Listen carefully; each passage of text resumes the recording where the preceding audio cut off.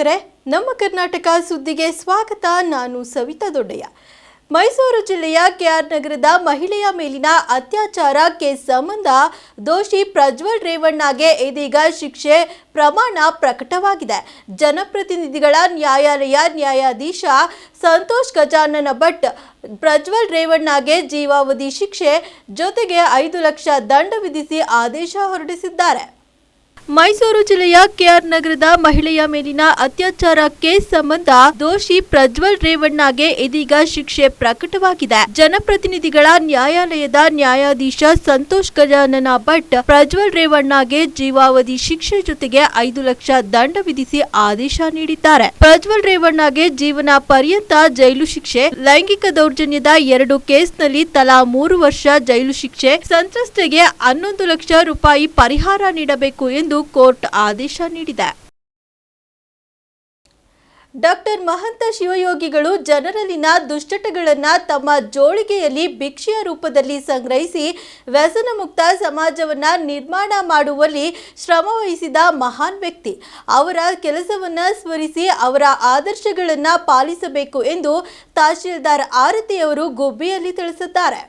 Doctor Mahanta Shivayogi Swamiji ಅವರ ಜಯಂತಿ ಅಂಗವಾಗಿ ಗುಬ್ಬಿ ತಾಲೂಕು ಆಡಳಿತ ಹಾಗೂ ಅಬಕಾರಿ ಇಲಾಖೆ ವತಿಯಿಂದ ತಾಲೂಕು ಕಚೇರಿ ಕಂದಾಯ ಭವನದಲ್ಲಿ ಮದ್ಯವ್ಯಸನ ಮುಕ್ತ ದಿನ ಆಚರಣೆ ಮಾಡಲಾಯಿತು. ಸ್ವಾಮೀಜಿಯವರ ಭಾವಚಿತ್ರಕ್ಕೆ ತಹಶೀಲ್ದಾರ್ ಹಾಗೂ ಅಧಿಕಾರಿಗಳು ಪುಷ್ಪಾರ್ಚನೆ ಸಲ್ಲಿಸಿದ್ರು. ತಹಶೀಲ್ದಾರ್ ಪಿ ಆರತಿ ಅವರ ಅಧ್ಯಕ್ಷತೆ ವಹಿಸಿ ತಾಲೂಕು ಕಚೇರಿಯಿಂದ ಪ್ರವಾಸಿ ಮಂದಿರದವರೆಗೆ ಜಾಥಾ ನಡೆಸಿ ಮಾತನಾಡಿದ ಅವರು, ವ್ಯಸನ ಮುಕ್ತ ಸಮಾಜಕ್ಕಾಗಿ ಮಾಡಿದ ಮಹಾನ್ ವ್ಯಕ್ತಿ ಅವರ ಕೆಲಸವನ್ನ ಸ್ಮರಿಸಿ ಅವರ ಆದರ್ಶಗಳನ್ನ ಪಾಲಿಸಬೇಕು. ಡಾಕ್ಟರ್ ಮಹಂತ ಶಿವಯೋಗಿಗಳು ಜನರಲ್ಲಿ ದುಶ್ಚಟಗಳನ್ನೇ ತಮ್ಮ ಜೋಳಿಗೆಯಲ್ಲಿ ಭಿಕ್ಷೆಯ ರೂಪದಲ್ಲಿ ಸಂಗ್ರಹಿಸಿ ವ್ಯಸನ ಮುಕ್ತ ಸಮಾಜ ನಿರ್ಮಾಣಕ್ಕೆ ಶ್ರಮಿಸಿದ ಮಹಾನ್ ವ್ಯಕ್ತಿ. ಮಾದಕ ವಸ್ತುಗಳ ಮದ್ಯವ್ಯಸನ, ಧೂಮಪಾನದಂತಹ ದುಶ್ಚಟಗಳಿಂದ ಯುವ ಜನತೆ ತಮ್ಮ ಉಜ್ವಲ ಭವಿಷ್ಯವನ್ನ ಹಾಳು ಮಾಡಿಕೊಂಡು ದುಶ್ಚಟಗಳಿಗೆ ದಾಸರಾದವರನ್ನ ಸಕಾಲದಲ್ಲಿ ಗುರುತಿಸಿ ಅಗತ್ಯ ಚಿಕಿತ್ಸೆ ನೀಡುವುದರಿಂದ ಹಾಗೂ ಪರಿವರ್ತನೆ ಮಾಡುವುದರಿಂದ ಆ ಚಟಗಳಿಂದ ಹೊರತರಲು ಸಾಧ್ಯ ಎಂದರು. ಕಾರ್ಯಕ್ರಮದಲ್ಲಿ ತಹಶೀಲ್ದಾರ್ ಆರತಿ, ಅಬಕಾರಿ ಇಲಾಖೆ ಇನ್ಸ್ಪೆಕ್ಟರ್ ಇಮ್ರಾನ್, ಶಿರಸ್ತೇದಾರ್ ವರುಣ್, ಸಮಾಜ ಕಲ್ಯಾಣ ಇಲಾಖೆ ಸಹಾಯಕ ನಿರ್ದೇಶಕಿ ವೀಣಾ, ಟಿಎಚ್ಒ ಡಾಕ್ಟರ್ ಬಿಂದು ಉಪಸ್ಥಿತರಿದ್ದರು.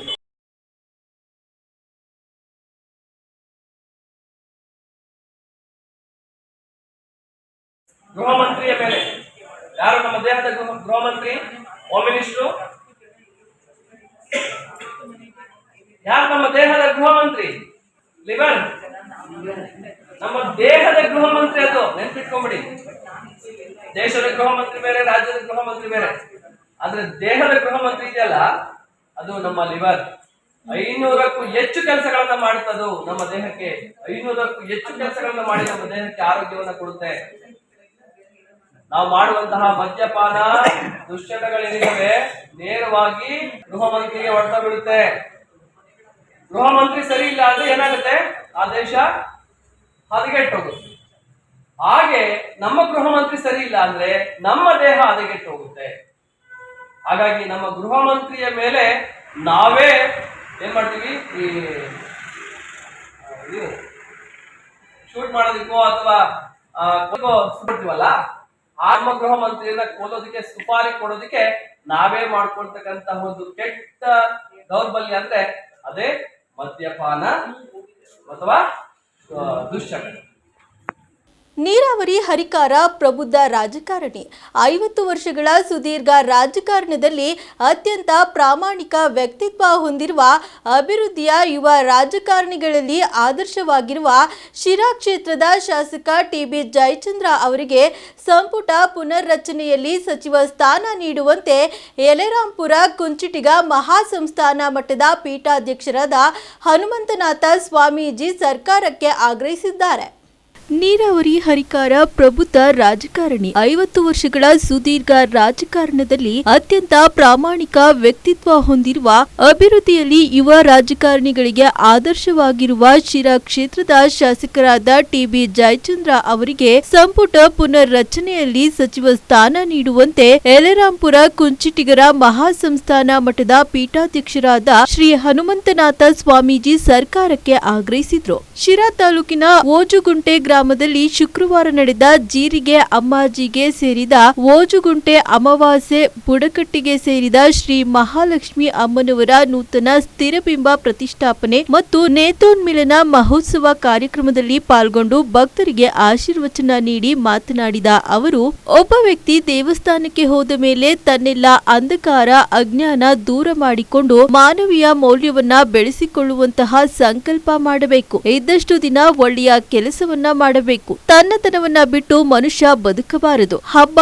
ಜಾತ್ರೆ, ದೇವತಾ ಮಹೋತ್ಸವಗಳು ಮನಸ್ಸಿನ ಗೊಂದಲ ದೂರ ಮಾಡಿ ಮನಸ್ಸಿಗೆ ಶಾಂತಿ ನೀಡುತ್ತವೆ. ಎಲ್ಲರೂ ನಮ್ಮವರೇ ಎಂಬ ಭಾವನೆಯೊಂದಿಗೆ ಬದುಕು ಕಟ್ಟಿಕೊಂಡಾಗ ಸಮಾಜ ನಮ್ಮನ್ನ ಗೌರವಿಸಲಿದ್ದು ಯಶಸ್ವಿ ಜೀವನ ನಮ್ಮದಾಗಲಿದೆ. ಶ್ರೀ ಮಹಾಲಕ್ಷ್ಮಿ ತಾಯಿ ನಾಡಿಗೆ ಸುಭಿಕ್ಷ ಕರುಣಿಸಲಿ ಎಂದು ಪ್ರಾರ್ಥಿಸುವುದಾಗಿ ಹೇಳಿದರು. ಶ್ರೀ ಮಹಾಲಕ್ಷ್ಮಿ ಅಮ್ಮನವರಿಗೆ ನೂರಾರು ಮಹಿಳೆಯರು ಆರತಿ ಉತ್ಸವ ನೆರವೇರಿಸುವ ಮೂಲಕ ಭಕ್ತಿ ಸಮರ್ಪಿಸಿದರು. ಇನ್ನು ಕಾರ್ಯಕ್ರಮದಲ್ಲಿ ಪೂಜಾರ್ ಗಿರಿಯಪ್ಪ, ಓಜುಗುಂಟೆ ಮಂಜಲದೊರೆ ಮಠ, ಜೋಗಿಹಳ್ಳಿ, ಯರಬಳ್ಳಿ, ಕುಂಟೆರಾಮನಹಟ್ಟಿ, ಮತ್ತಿಕೆರೆ ಗ್ರಾಮಗಳ ಅಣ್ಣ ತಮ್ಮಂದಿರು ಸೇರಿದಂತೆ ನೂರಾರು ಭಕ್ತರು ಉಪಸ್ಥಿತರಿದ್ದರು. ಕುಡಿಯಕ್ ನೀರು ಸಿಗ್ತಾ ಇರ್ಲಿಲ್ಲ. ಇವತ್ತು ಬಹುಶಃ ಜಯಚಂದ್ರ ಅವರು ಮನಸ್ಸು ಮಾಡಿ ಪೂರ್ವದಲ್ಲಿ ಇನ್ನು 100 ವರ್ಷಗಳು, ನಮಗೆ ಇನ್ನೊಂದು 5-10 ವರ್ಷಗಳ ಕಳೆದಾಗ ಗೊತ್ತಾಗ್ತದೆ ಜಯಚಂದ್ರ ಏನ್ ಕೆಲಸ ಮಾಡಿದ್ರು, ಏನೆಲ್ಲ ಅಭಿವೃದ್ಧಿ ಕಾರ್ಯಗಳಾಗಿದ್ದಾವೆ ಅಂತೇಳಿ ಬರುವಂತ ದಿನಗಳಲ್ಲಿ ನಮ್ಗೆ ಅರ್ಥ ಆಗ್ತದೆ. ಬಹುಶಃ ನಾನು ಮಾಧ್ಯಮ ಮುಖಾಂತರ ನಾನು ಸರ್ಕಾರವನ್ನ ಅಥವಾ ಎಲ್ಲ ಪದಾಧಿಕಾರಿ ನಾನು ಒತ್ತಾಯ ಮಾಡ್ತೇನೆ, ಬರುವಂತ ದಿನಗಳಲ್ಲಿ ಏನಾದ್ರು ಸಚಿವ ಸಂಪುಟವನ್ನ ಬದಲಾವಣೆ ಮಾಡದೇ ಇರ್ರಿ, ನಮ್ಮ ಜಿಲ್ಲೆಗೆ ಒಬ್ಬ ಅತ್ಯುನ್ನತ ಪ್ರಬುದ್ಧ ರಾಜಕಾರಣಿ ಬರುವಂತ ದಿನಗಳಲ್ಲಿ ಸನ್ಮಾನ್ಯ TB ಜಯಚಂದ್ರ ಅವ್ರನ್ನ ಸಚಿವರನ್ನಾಗಿ ಮಾಡ್ಬೇಕಾಗ್ತದೆ ಅನ್ನುವಂಥದ್ದನ್ನ ನಾನು ಪ್ರಾರಂಭದಿಂದನು, ನಾನು ಇವತ್ತೇನೋ ಪಬ್ಲಿಸಿಟಿ ಸಿಗತ್ತೆ, ಪ್ರಚಾರ ಸಿಗತ್ತೆ ಅಂತ ನಾನು ಮಾತನಾಡೋದಿಲ್ಲ.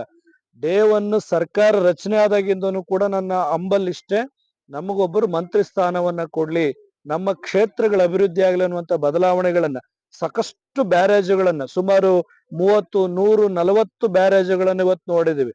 ನಾನು ನಾರಾಯಣಪುರಕ್ಕೆ ಹೋಗ್ತಾ ಇರ್ತೀನಿ ಬೇರೆ ಬೇರೆ ಸಂದರ್ಭಗಳಲ್ಲಿ. ಅಲ್ಲಿ ಏರೂರು ರಂಗನಾಥ ಸ್ವಾಮಿ ದೇವಸ್ಥಾನ, ಹುಣಸೆಹಳ್ಳಿ, ನಾರಾಯಣಪುರಕ್ಕೆ ಹೋಗ್ಬೇಕಾದ್ರೆ ಎಲ್ಲ ಮರಳು ಬಗದು ಪ್ರಪಾತ ಆಗೋಗಿತ್ತು. ಏನಾದ್ರೂ ಆ ಗುಂಡಿ ಇಳಿದತ್ತಿದ್ರೆ ಯಾವುದೋ ದೇಶಕ್ಕೆ ಹೋಗಿದೀವಪ್ಪ ಅನ್ನುವಂತ ಇತ್ತು. ನಾನು ಈ ಒಂದು 6 ತಿಂಗಳು ಕಳೆದ ಬಾರಿ ಮಳೆ ಬಂದಾಗ ಅಲ್ಲೊಂದು ನಾರಾಯಣಪುರದಲ್ಲಿ ಮದುವೆಗೆ ಹೋಗಿದ್ದೆ. ಆ ಬ್ಯಾರೇಜ್ ಬಿಡಿಸ್ ಕಟ್ಟಿದ್ದಾರೆ, ತುಂಬಾ ನಿಂತಿತ್ತು. ಯಾವ್ದನ್ನ ಊಟಿನ ಮಡಿಕೇರಿಲಿ ಇದ್ದೀವಿ ಅನ್ನುವಂತ ಫೀಲ್ ಆಗ್ತಾ ಇತ್ತು. ಅಷ್ಟುದ್ದ ಬ್ಯಾರೇಜು. ಇವತ್ತು ದೇವರಹಳ್ಳಿ ಸಾಕಷ್ಟು ಹೇಳ್ತಾ ಹೋದ್ರೆ ನಾನು ತುಂಬಾ ಸರಿ ಹೇಳೋರು, ನಾನು ಬಿಲ್ಡಿಂಗ್ ಕಟ್ಟದೇ ಇರ್ಬೋದು, ಯಾವ್ದಾದ್ರು ಕೆಲಸ ಮಾಡದೇ ಇರ್ಬೋದು, ಬಹುತೇಕ ಕುಡಿಯೋ ನೀರಿನ ಯೋಜನೆಗಳು, ರೈತರಿಗೆ ಬೇಕಾದಂತ ನೀರಿನ ಯೋಜನೆಗಳಿಗೆ ಸಾಕಷ್ಟು ಕೆಲಸ ಕಾರ್ಯಗಳನ್ನ ನಾನು ಮಾಡಿದ್ದೀನಿ ಅಂತೇಳಿ ಮೇಲಿಂದ ಮೇಲೆ ಹೇಳ್ತಾ ಇದ್ರು. ಬಹುತೇಕ ಶಿರಾ ಭಾಗಕ್ಕೆ ಅಂತ ಒಬ್ಬ ಸಜ್ಜನ ರಾಜಕಾರಣಿ, ಒಬ್ಬ ಶಾಸಕ ಸಿಕ್ಕಿರುವಂತದ್ದು ಈ ಕ್ಷೇತ್ರದ ಸುದೈವ ಅಂತೇಳಿ ನಾನಾದ್ರೂ ಕೂಡ ಭಾವಿಸ್ತೇನೆ. ಅದೇ ಸಾಲಿನಘಟ್ಟದಲ್ಲಿ ನಮ್ಮ ಮುಂದಿನ ದಿನಗಳಲ್ಲಿ ಕೂಡ ದೇವರ ಅವಕಾಶವನ್ನ ಕೊಡ್ಲಿ. ಇವತ್ತೇನಂದ್ರೆ ಬದಲಾವಣೆಗಳ ಪರ್ವ ನಮ್ಮಲ್ಲಿ ಆಗ್ಬೇಕು, ಯುವಕರಿಗೆ ಶಕ್ತಿ ತುಂಬುವಂತ ಕೆಲಸ ಆಗ್ಬೇಕು. ನಾನು ನಿಮ್ಮೆಲ್ಲರ ಪರ ನಾನು ಸಂಜೆಯಲ್ಲಿ ಕೇಳ್ಕೊಳ್ಳುವಂಥದ್ದು ಇಷ್ಟೇ, ಜಾಸ್ತಿ ಕ್ಷೇತ್ರಕ್ಕೆ ಬರ್ತಾ ಹೋಗ್ತಾ ಇರಬೇಕು, ಜನರ ಮಧ್ಯದಲ್ಲಿ ಇರ್ಬೇಕಾಗ್ತದೆ. ಬರುವಂತ ದಿನಗಳಲ್ಲಿ ನಿಮ್ಮ ತಂದೆಯವರು ಹಾಕೊಟ್ಟಂತ ದಾರಿಯಲ್ಲಿ ಈ ಕ್ಷೇತ್ರವನ್ನ ಮುನ್ನಡೆಸುವಂತ ಎಲ್ಲ ಅರ್ಹತೆಗಳು ಕೂಡ ದೇವರವರಿಗೆ ಕೊಟ್ಟಿದ್ದಾನೆ. ಇವತ್ತು ನಾವು ಅದನ್ನ ಪುಷ್ಟಿಯಾಗಿ ಬೆಳೆಸುವಂತ ಪ್ರಯತ್ನಗಳಾಗ್ಬೇಕು, ನಮ್ಮ ಅಭಿವೃದ್ಧಿಗಳಾಗ್ಬೇಕು. ನಾವು ಯಾರಿಗೆ ಕಾಯುವಂತ ಗುಣ ಇರುತ್ತೆ ಅವನ್ನ ನಾವು ನಾಯಕರನ್ನಾಗಿ ಸ್ವೀಕಾರವನ್ನ ಮಾಡ್ಕೊಳ್ಬೇಕಾಗತ್ತೆ. ಅಂತ ಸಂದರ್ಭದಲ್ಲಿ ನಿಮ್ಮೆಲ್ಲರಿಗೂ ಭಗವಂತ ಒಳ್ಳೆಯದನ್ನು ಮಾಡ್ಲಿ. ಓಜುಗುಂಟೆ ಗ್ರಾಮದ ಎಲ್ಲ ಭಕ್ತಾದಿಗಳಿಗೆ ನಮಸ್ಕರಿಸ್ತೇನೆ. ಈ ದಿನ ಪೂಜ್ಯ ಸ್ವಾಮೀಜಿಗಳ ಒಂದು ಆಗಮನದಿಂದ ಇವತ್ತಿನ ದಿನ ಲಕ್ಷ್ಮೀ ದೇವಸ್ಥಾನದಲ್ಲಿ ಏನು ಅದರ ಒಂದು ವಿಗ್ರಹದ ಒಂದು ಅನುಷ್ಠಾನ ಆಗ್ತಿದೆ. ಈ ಪೂಜ್ಯ ಕಾರ್ಯಕ್ರಮದಲ್ಲಿ ಪೂಜ್ಯರು ಇವತ್ತು ಭಾಗವಹಿಸಿದ್ದಾರೆ. ಅವರನ್ನ ಬರಮಾಡಿಕೊಳ್ಳುವಂತ ಒಂದು ಸೌಭಾಗ್ಯ ನನಗೆ ಬಂದಿದೆ. ಈ ಈ ಈ ಒಂದು ಕಾರ್ಯಕ್ರಮದಲ್ಲಿ ಅವ್ರು ಬಂದಿರೋದ್ರಿಂದ ಒಂಥರ ದೇವರೇ ಬಂದಂಗಾಗಿದೆ. ಈ ಕಾರ್ಯಕ್ರಮ ಅತ್ಯಂತ ಯಶಸ್ವಿಯಾಗಿ ನಡೀಲಿ. ಮುಂದಿನ ದಿನಗಳಲ್ಲಿ ಇಲ್ಲಿ ಮುಖಂಡರುಗಳು ಕೆಲವಾರು ಏನು ಬೇಡಿಕೆಗಳನ್ನ ಇಟ್ಟಿದ್ದಾರೆ, ಅದನ್ನ ನೀಗಿಸುವಲ್ಲಿ ನಾನು ಪ್ರಯತ್ನವನ್ನು ಮಾಡ್ತೇನೆ. ಹಂಗಂತ ಹೇಳಿ ನನ್ನ ಮಾತನ್ನು ಮುಗಿಸಿ ಎಲ್ರಿಗೂ ಕಾಮಿಡಿ ಕಿಲಾಡಿಗಳು ಖ್ಯಾತಿಯ ಹಾಸ್ಯ ನಟ ಚಂದ್ರಶೇಖರ್ ಸಿದ್ದಿ ಆತ್ಮಹತ್ಯೆಗೆ ಶರಣಾಗಿದ್ದಾರೆ. ಉತ್ತರ ಕನ್ನಡ ಜಿಲ್ಲೆಯ ಯಲ್ಲಾಪುರ ಅರಣ್ಯ ಪ್ರದೇಶದಲ್ಲಿ ನೇಣು ಬಿಗಿದುಕೊಂಡು ಆತ್ಮಹತ್ಯೆ ಮಾಡಿಕೊಂಡಿದ್ದಾರೆ. ಕಾಮಿಡಿ ಕಿಲಾಡಿಗಳು ಶೋ ಮೂಲಕ ಪ್ರೇಕ್ಷಕರನ್ನ ನಕ್ಕು ನಲಿಸಿದ ಯಲ್ಲಾಪುರ ತಾಲೂಕಿನ ತಿಮ್ಮೋಳಿ ಗ್ರಾಮದ ಚಂದ್ರಶೇಖರ್ ಸಿದ್ದಿ ಆತ್ಮಹತ್ಯೆ ಮಾಡಿಕೊಂಡಿರುವ ಘಟನೆ ಬೆಳಕಿಗೆ ಬಂದಿದೆ. ಉತ್ತರ ಕನ್ನಡ ಜಿಲ್ಲೆಯ ಯಲ್ಲಾಪುರ ತಾಲೂಕಿನ ವಜ್ರಹಳ್ಳಿ ಗ್ರಾಮ ಪಂಚಾಯಿತಿ ವ್ಯಾಪ್ತಿಯ ಚಿಮನಹಳ್ಳಿಯ ಸಿದ್ದಿ ಜನಾಂಗಕ್ಕೆ ಸೇರಿದ ಚಂದ್ರಶೇಖರ್ ನೇಣು ಬಿಗಿದ ಸ್ಥಿತಿಯಲ್ಲಿ ಪತ್ತೆಯಾಗಿದ್ದಾರೆ. ಚಂದ್ರಶೇಖರ್ ಕಬ್ಬಿಗೆ ಗ್ರಾಮಕ್ಕೆ ಪತ್ನಿಯೊಂದಿಗೆ ಕೆಲಸಕ್ಕೆಂದು ಹೋಗಿ ಅಲ್ಲೇ ಉಳಿದುಕೊಂಡಿದ್ದರು. ಮಗನನ್ನ ಶಾಲೆಯಿಂದ ಕರೆದುಕೊಂಡು ಮನೆಗೆ ಬಂದಿದ್ದ ಚಂದ್ರಶೇಖರ್ ಬಳಿಕ ಶೌಚಾಲಯಕ್ಕೆ ಹೋಗಿ ಬರುವುದಾಗಿ ಹೇಳಿ ಹೋದವರು ಮರಳಿ ಬಂದಿರಲಿಲ್ಲ. ಆತನ ಪತ್ನಿ ಹುಡುಕಾಡಿದಾಗ ಆತ್ಮಹತ್ಯೆ ಮಾಡಿಕೊಂಡಿರುವುದು ಕಂಡು ಬಂದಿದೆ. ಕಳೆದ 2-3 ತಿಂಗಳಿನಿಂದ ಮಾನಸಿಕ ಖಿನ್ನತೆಯಿಂದ ಬಳಲುತ್ತಿದ್ದ ಚಂದ್ರಶೇಖರ್ ಸಿದ್ದಿಗೆ ಕಾರವಾರದ ಕಿಮ್ಸ್ ಆಸ್ಪತ್ರೆಯಲ್ಲಿ ಚಿಕಿತ್ಸೆ ನೀಡಲಾಗಿತ್ತು ಎಂದು ತಿಳಿದು ಬಂದಿದೆ. ಈ ಬಗ್ಗೆ ಚಂದ್ರಶೇಖರ್ ತಾಯಿ ಯಲ್ಲಾಪುರ ಪೊಲೀಸ್ ಠಾಣೆಯಲ್ಲಿ ದೂರು ದಾಖಲಿಸಿದ್ದಾರೆ. ಜೀ ಕನ್ನಡ ವಾಹಿನಿಯ ಕಾಮಿಡಿ ಕಿಲಾಡಿಗಳು ಶೋನಲ್ಲಿ ಕೆಲ ಕಾಲ ಕಾಣಿಸಿಕೊಂಡಿದ್ದ ಈತ ಜನರನ್ನ ರಂಜಿಸಿ ಗಮನ ಸೆಳೆದಿದ್ದ. ಕೆಲವು ಧಾರಾವಾಹಿಗಳಲ್ಲಿಯೂ ಸಹ ಪಾತ್ರಗಳಲ್ಲಿ ನಟಿಸಿದ್ದರು. ಬಳಿಕ ಹೆಚ್ಚಿನ ಅವಕಾಶಗಳು ಸಿಗದೆ ಊರಿನ ಕಡೆ ಆಗಮಿಸಿದ್ದ ಚಂದ್ರಶೇಖರ್ ಕೂಲಿ ಮಾಡಿಕೊಂಡು ಜೀವನ ನಡೆಸುತ್ತಿದ್ದರು ಎಂಬ ಮಾಹಿತಿ ಲಭ್ಯವಾಗಿದೆ. ರಂಗಭೂಮಿ ಪ್ರತಿಭೆ ಚಂದ್ರಶೇಖರ್ ಸಿದ್ದಿ ಅವರು ನೀನಾಸಂ ಸಂಸ್ಥೆಯಲ್ಲಿ ನಟನೆಯನ್ನ ಕಲಿತಿದ್ದರು. ನಂತರ 2020ರಲ್ಲಿ ಜೀ ಕನ್ನಡ ವಾಹಿನಿಯ ಕಾಮಿಡಿ ಕಿಲಾಡಿಗಳು ಸೀಸನ್ 3ರ ಶೋಗೆ ಸ್ಪರ್ಧಿಯಾಗಿ ಎಂಟ್ರಿ ನೀಡಿದ್ದರು. ಅಲ್ಲಿ ಅವರಿಗೆ ಸಾಕಷ್ಟು ಜನಮನ್ನಣೆ ಸಿಕ್ಕಿತ್ತು. ಶಿರಾ ತಾಲೂಕಿನ ಹಾಲು ಉತ್ಪಾದಕ ರೈತರು ತಮ್ಮ ರಾಸುಗಳ ಅನಾರೋಗ್ಯಕ್ಕೆ ಒಳಗಾದಾಗ ಅವುಗಳಿಗೆ ಚಿಕಿತ್ಸೆ ಕೊಡಿಸಲು ಕಷ್ಟಕರವಾಗಿತ್ತು. ಅದನ್ನು ಅರಿತ ತುಮಕೂರು ಹಾಲು ಒಕ್ಕೂಟ ಅನಾರೋಗ್ಯದ ಪೀಡಿತ ರಾಸುಗಳ ಪೋಷಣೆ ಮತ್ತು ಪ್ರಾಥಮಿಕ ಚಿಕಿತ್ಸೆ ನೀಡಲು ಸುಲಭವಾಗಿಸುವ ನಿಟ್ಟಿನಲ್ಲಿ ಶಿರಾ ತಾಲೂಕಿನ 10 ಹಾಲು ಉತ್ಪಾದಕ ಸಂಘಗಳಿಗೆ ಕೌಲಿಫ್ಟರ್ ವಿತರಣೆ ಮಾಡಲಾಗಿದ್ದು, ಇದರ ಸದುಪಯೋಗವನ್ನು ಹಾಲು ಉತ್ಪಾದಕಗಳು ಪಡೆದುಕೊಳ್ಳಬೇಕು ಎಂದು ತುಮಕೂರು ಹಾಲು ಒಕ್ಕೂಟದ ನಿರ್ದೇಶಕ SR ಗೌಡ ತಿಳಿಸಿದ್ದಾರೆ. ಶಿರಾ ತಾಲೂಕಿನ ರೈತರ ಜೀವನಾಡಿ ಹೈನುಗಾರಿಕೆಯಾಗಿದ್ದು, ಹಾಲು ಉತ್ಪಾದಕ ರೈತರು ತಮ್ಮ ರಾಸುಗಳು ಅನಾರೋಗ್ಯಕ್ಕೆ ಒಳಗಾದಾಗ ಅವುಗಳಿಗೆ ಚಿಕಿತ್ಸೆ ಕಷ್ಟಕರವಾಗಿತ್ತು. ಅದನ್ನು ಅರಿತ ತುಮಕೂರು ಹಾಲು ಒಕ್ಕೂಟ ಅನಾರೋಗ್ಯ ಪೀಡಿತ ರಾಸುಗಳ ಪೋಷಣೆ ಹಾಗೂ ಪ್ರಾಥಮಿಕ ಚಿಕಿತ್ಸೆ ನೀಡಲು ಸುಲಭವಾಗಿಸುವ ನಿಟ್ಟಿನಲ್ಲಿ ತಾಲೂಕಿನ 10 ಹಾಲು ಉತ್ಪಾದಕರ ಸಹಕಾರ ಸಂಘಗಳಿಗೆ ಕೌಲಿಫ್ಟರ್ ವಿತರಣೆ ಮಾಡಲಾಗಿದ್ದು, ಇದರ ಸದುಪಯೋಗವನ್ನ ಹಾಲು ಉತ್ಪಾದಕರು ಪಡೆದುಕೊಳ್ಳಬೇಕು ಎಂದು ತುಮಲ್ ನಿರ್ದೇಶಕ SR ಗೌಡ ತಿಳಿಸಿದರು. ಶಿರಾ ನಗರದ ನಂದಿನಿ ಕ್ಷೀರಭವನದಲ್ಲಿ ನಡೆದ ಕಾರ್ಯಕ್ರಮದಲ್ಲಿ ರಾಸು ಎತ್ತುವ ಯಂತ್ರಗಳನ್ನ ವಿತರಣೆ ಮಾಡಿ ಮಾತನಾಡಿದ ಅವರು, ಶಿರಾ ತಾಲೂಕಿನಲ್ಲಿ ಮಳೆಯ ಅಭಾವ ಎದುರಾಗಿದ್ದು ಹೈನುಗಾರಿಕೆ ರೈತರಿಗೆ ಆರ್ಥಿಕ ಶಕ್ತಿ ನೀಡಿದೆ. ಹಾಲು ಉತ್ಪಾದಕರು ಹಾಲಿನ ಗುಣಮಟ್ಟಕ್ಕೆ ಹೆಚ್ಚಿನ ಆದ್ಯತೆ ನೀಡಿ ಹೆಚ್ಚು ಹಾಲು ಉತ್ಪಾದನೆ ಮಾಡುತ್ತಾ ಕಾಳಜಿ ವಹಿಸಿದರೆ ಹೈನುಗಾರಿಕೆಯಿಂದ ಆರ್ಥಿಕ ಪ್ರಗತಿ ಸಾಧಿಸಲು ಸಾಧ್ಯವಾಗಲಿದೆ ಎಂದರು. ಈ ಸಂದರ್ಭದಲ್ಲಿ ಉಪ ವ್ಯವಸ್ಥಾಪಕ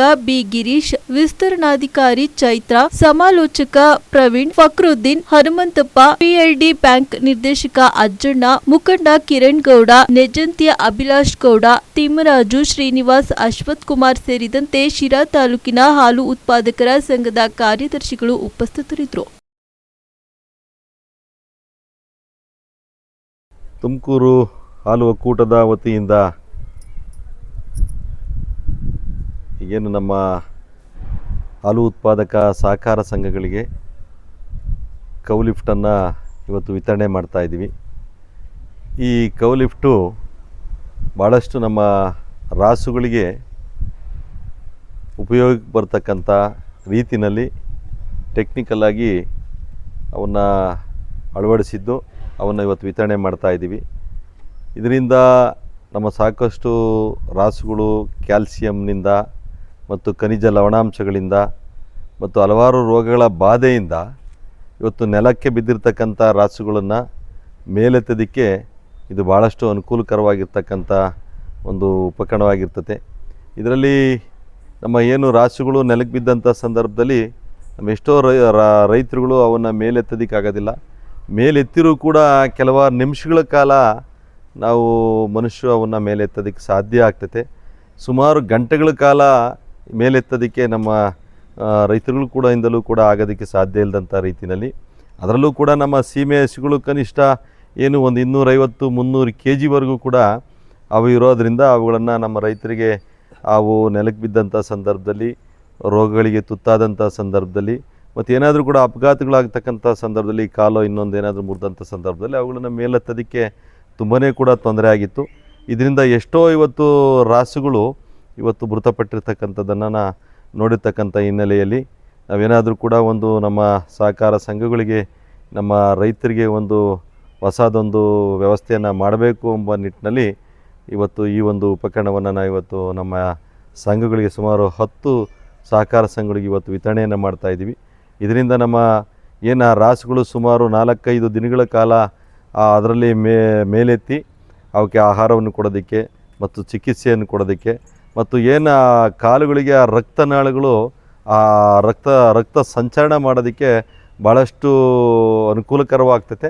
ಇದರಿಂದ ಮತ್ತೆ ನಮ್ಮ ರಾಸುಗಳು ಜೀವಂತವಾಗಿ ಬದುಕೋದಕ್ಕೆ ಸಾಧ್ಯ ಆಗ್ತದೆ. ಇದು ಒಂದು ರೀತಿ ನಮಗೆ ಭಾಳಷ್ಟು ಉಪಯೋಗ ಆಗ್ತಾ ಇರ್ತಕ್ಕಂಥ ಒಂದು ವ್ಯವಸ್ಥೆ. ಯಾಕೆಂದರೆ ನಮ್ಮಲ್ಲಿ ಸುಮಾರು ಒಂದೊಂದು ಸಂಘಕ್ಕೆ ಒಂದೊಂದು ರಾಸುಗಳು ಇವತ್ತು ನೆಲಕ್ಕೆ ಬಿದ್ದಿರ್ತಕ್ಕಂಥವನ್ನ ನಾವು ನೋಡಿದ್ದೀವಿ. ಇದು ನಮ್ಮ ಏನು ವೈದ್ಯಾಧಿಕಾರಿಗಳು, ಸರ್ಕಾರಿ ವೈದ್ಯಾಧಿಕಾರಿಗಳಲ್ಲಿ ಎಲ್ಲವೋ ಒಂದು ಕಡೆ 2 ಕಡೆ ಈ ತಾಲೂಕಿನಲ್ಲಿ ಈ ರೀತಿ ಕೌಲಿಫ್ಟಿರ್ತಕ್ಕಂಥದ್ದನ್ನು ನಾವು ನೋಡಿದ್ವಿ.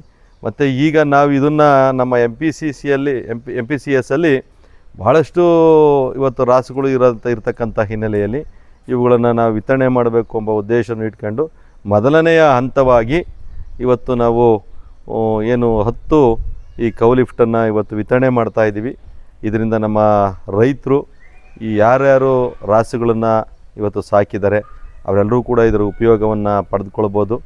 ಅದರಿಂದ ನಮ್ಮ ರಾಸುಗಳಿಗೆ ಯಾವುದೇ ರೀತಿ ಅವ್ರಿಗೆ ಚಿಕಿತ್ಸೆ ಕೊಡಿಸೋದಕ್ಕೆ, ಉತ್ತಮವಾಗಿ ಆರೋಗ್ಯಕರವಾಗಿರೋದಕ್ಕೆ ಇದೊಂದು ಉತ್ತಮವಾಗ್ತಕ್ಕಂಥ ಒಂದು ಉಪಕರಣ ಆಗಿರ್ತಕ್ಕಂಥ ಹಿನ್ನೆಲೆಯಲ್ಲಿ ಇದನ್ನು ನಾವು ಒಂದು ರೀತಿ ನಮ್ಮ ತುಮಕೂರು ಹಾಲು ಒಕ್ಕೂಟದಿಂದ ಇವತ್ತು ನಾವು ವಿತರಣೆ ಮಾಡ್ತಾಯಿದ್ದೀವಿ. ಅದನ್ನು ತೆಗೆದುಕೊಂಡು ಹೋಗೋದಕ್ಕೆ ನಮ್ಮ ಎಲ್ಲ ಕಾರ್ಯದರ್ಶಿ ಬಂಧುಗಳು, ನಮ್ಮ ಅಧಿಕಾರಿ ವರ್ಗದವರು ಇವತ್ತೆಲ್ಲರೂ ಕೂಡ ಇವತ್ತು ಹಾಜರಿದ್ದು ಈ ಒಂದು ಹಿನ್ನೆಲೆಯಲ್ಲಿ ಈ ಒಂದು ಸಣ್ಣ ಒಂದು ಸಭೆ ಕಾರ್ಯಕ್ರಮವನ್ನು ಕೂಡ ಇಟ್ಕೊಂಡು ಇವತ್ತು ವಿತರಣೆಯನ್ನು ಮಾಡ್ತಾಯಿದ್ದೀವಿ ಎಂಬುದು ಹೇಳೋದಕ್ಕೆ ನಾನು ಬಯಸ್ತೀನಿ.